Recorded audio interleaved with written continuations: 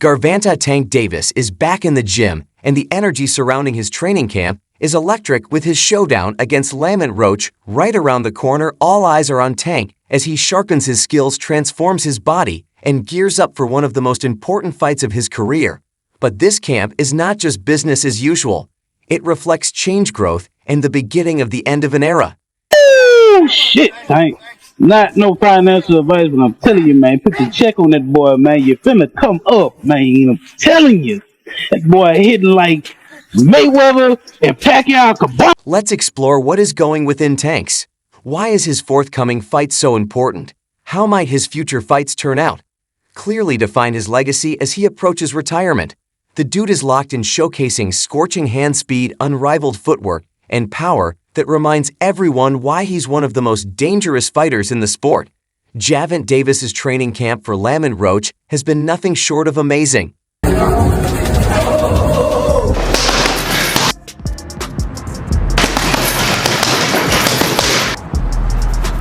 Videos from his camp show Tank looking crisper than ever. Music, but not only his abilities have drawn everyone's notice. Tank's physical makeover has been a hot topic among fans and analysts alike. His new hairdo, a significant change from his typical look, is more than just a stylistic statement. Tank Davis. Bad dude. See, what I like about Tank is Tank brings something different. You know, back in the days, everybody had something. Muhammad Ali was a mover boxer, George was a puncher, Ernest Shavers was a puncher. Everybody had something they brought to the table. Larry Holmes had a jab. Mike Weaver had overhand right. You know what I'm saying? Everybody has something. That division now is full, and Tank having to be the knockout guy of the division. He the one with the main knockout power. Garcia has it too, but Tank got that real knockout power that, like, if Tank hit one of them clean, usually they gonna have a problem. So it's like, I like Tank. Every now and then, I think when he knows he can beat somebody, he probably don't lock in as hard, but I think when they bring challenges, he locks in. Yeah, he fights to the level of his competition. He was doing that a lot. And he got to be careful of that. 2 fights ago, he was really doing that. You feel me? So you got to be careful of that, because if you come in and think somebody is not at your level and you underestimate them, it can get you beat. So that's the only thing I think you got to be careful of. Other than that, Tank is a really good fighter. Not everything about his camp has been great. Stories have arisen that Tank has been consuming pot throughout his training, prompting doubts about whether distractions could interfere with his focus.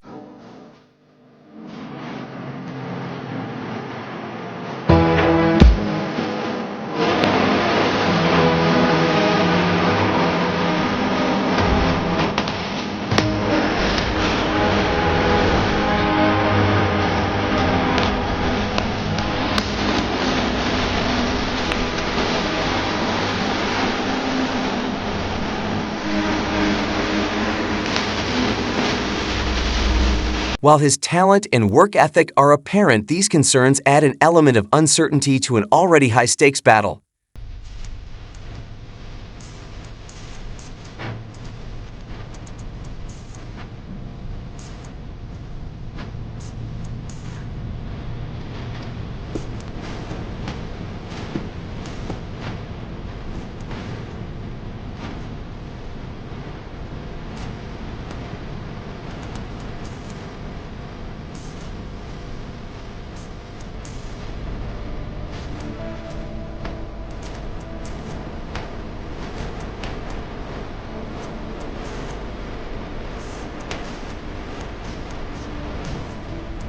Tank's decision to part ways with his longtime coach Calvin Ford and link up with Derek James has raised heads in the boxing world. Calvin and Tank were like family, but now he's got a new coach.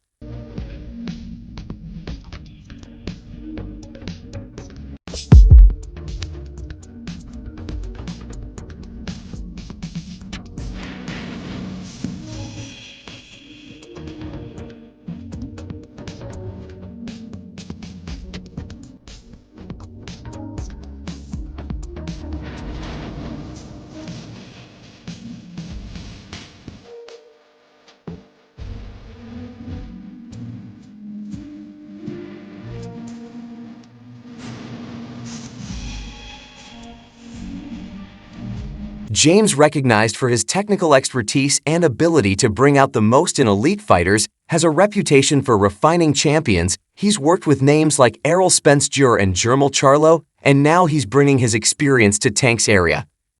Gervonta Tank Davis got the entire boxing world in a frenzy right now. People don't know what to do. He dropping workout videos. He only weigh 139 pounds, 2 months out from the fight. Motherfuckers like, yo, it's over. Tank Davis is in shape. He gonna kill Lamont Roach. Oh shit, he might get suspended because he's smoking on the weed. Niggas don't know what to do right now, bro. And it's funny to watch. Let me tell you something. This alliance is especially crucial as Tank prepares for his future battles with retirement on the horizon. Every fight matters, and having someone like James in his corner could be the key to securing his legacy. You know, Calvin, he been with me since I was 7. I used to sleep in Coach Calvin's house. I used to sleep at his job when he was working at a seafood restaurant in Baltimore. When I had to train Tank, when I didn't want him to get in trouble and I wanted to make sure we was together, I used to take him to work with me. He'd chill. Everybody know him. Everybody know him at work. Remember, Calvin used to fuss at the guys that was coming up with me, and they was in the streets a lot. He was telling them, like, you can't have 1 feet in and 1 feet out. You gotta be, like, all the way in it. Like, focus on the goal, you know, and them guys, they went left, and, unfortunately, they got killed. You weigh the odds out like that. Do you want him to go to jail or you want him to live? That's the whole idea. Come to the boxing gym. If I ain't had the people I had around me, like the people that started with me and things like that, I probably would have been off the scene for a long time. Lamont Roach is no slouch. The 29-year-old contender has earned a reputation as a skilled, disciplined fighter with good fundamentals and a quick boxing IQ. At Spence's side is an absolute fixture, his trainer, Derek James. Together for roughly a decade, they've married a cerebral approach, with workouts designed for intensity, to ready Spence for his specialty, winning big-time fights. When you prepare someone for something of this magnitude, if I miss something, that's something that I missed will come out in the fight, and that'll be something that Crawford can capitalize on. One more round, 3 minutes. I think the closer it gets to the fight, the more serious he becomes. I meditate, because I'm practicing Buddhism. My meditation is that I am everything that he needs me to be. He's been there since day one. I got to where I'm at because of his vision. It was not only my hard work and determination, but it was his hard work and determination. Roach's excellent timing and ability to adjust make him a tough opponent for anyone in the division, but while his talents are evident, he doesn't have the same star power as Tank. 25 is at the next year. I'm out of it. After our second fight. You're out of it? Yeah. Care to elaborate on that? Out of the sport. After our second fight. I know. I'm a win, bro. Nah, I could tell you my fights. This battle is about more than just Tank's supremacy. In the ring, it's about keeping his place as the face of boxing. Roach could be brilliant, but Tank is a global superstar with a large following. This bout will be another occasion for Tank to showcase why he's one of the greatest names in the sport. Why was it so easy when he fought Frank Martin? Frank Martin was inexperienced and nervous. You know, it is what it is. It's going to be a different fight when I'm in there. He's going to be a different fighter when he's fighting me. What's your game plan? Whoop his ass. I'm always looking for a knockout. No matter what, I'm always prepared for 12 rounds. But I'm always looking for a knockout, and if I get the chance, I'm going to try to knock his head off. But there's more to it than just the combat itself. Joshua has made it known that 2025 would be his last year, and boxing fans want to see him take on the greatest of the best before he hangs up his gloves, and Lamont Roach is not it. What do you think of the announcement of the Gervonta Davis-Roach fight? I think that, it's had a lot of criticism, but it's not a bad fight. Lamont Roach is a world champion. He's smaller than Gervonta Davis. The problem is not many people are aware of who he is or his ability. But he can fight. I don't think it's a huge fight, but not a terrible one. We all want to see Tank take on mega battles like Kesson Davis or Shakur Stevenson. Lamont Roach is a terrific fighter. He might be a little over his head with Gervonta Davis. Gervonta Davis is, to say the least, he's a beast. He really is. He's a tremendous fighter. He's a dedicated fighter when it comes to training and fighting, and and making sure that he's in optimal conditions when he steps inside that squared circle. It's going to be a tough night for Roach, but you can never count him out. You know, watching him fight up close and personal, he's sneaky good, which means he can catch you at any time. He can land combinations sometimes at will, without you even knowing it.